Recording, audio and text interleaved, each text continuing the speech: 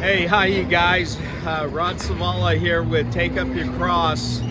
I'd like to say, not everyone is a street evangelist, and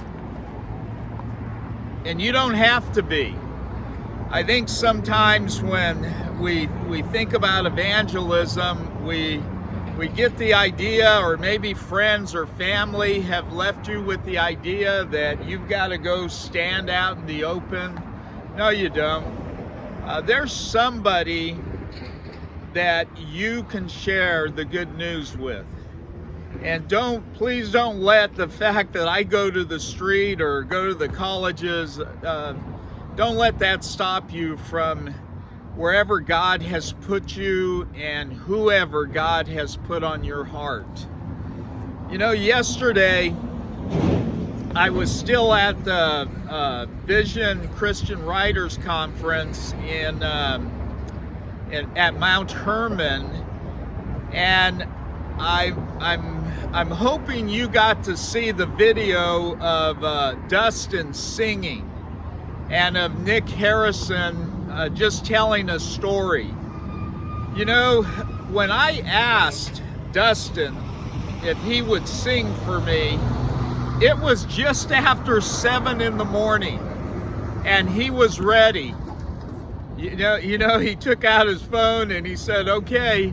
He said, my voice isn't quite there. His voice sounded amazing.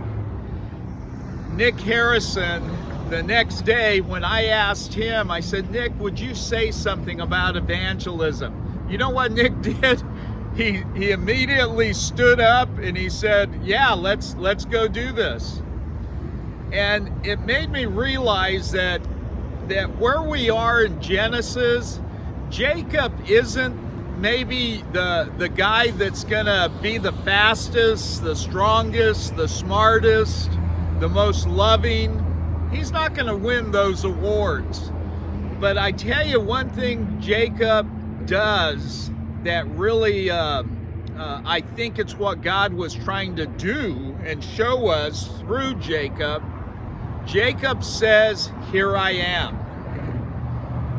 Listen to what he says, and he's now leaving his brother-in-law Laban's his house, and he's going back to his country. And Jacob has a dream. He has another dream. And let me read it. I'm in Genesis 31, right around verse 10 or 11. Then the angel of God said to me in the dream, Jacob. And Jacob says, here I am. A lot of our evangelism, and you've probably heard me say this before, is to say to God, use me, here I am. And let me get back to my notes here.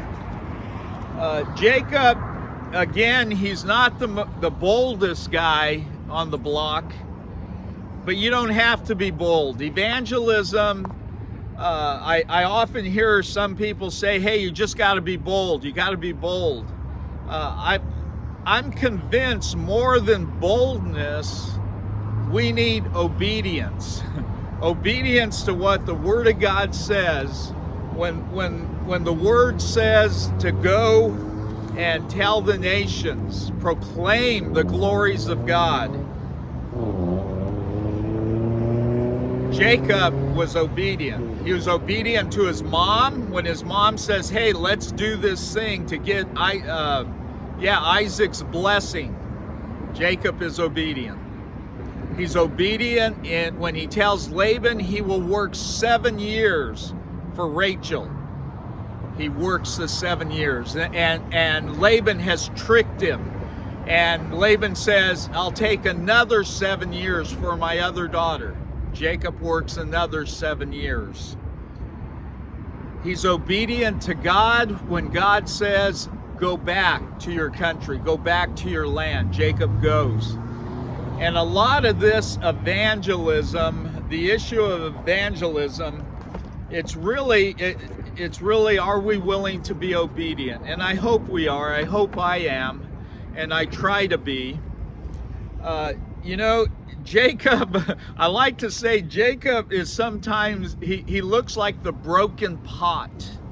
And because I'm in landscaping, I'm often at the nursery. And I tell you, just the other week, I saw a potscape. Someone had done plants inside this broken pot, and it looked beautiful. It was amazing. So just remember, it's not so much the pot that God uses as the potter who's using the pot.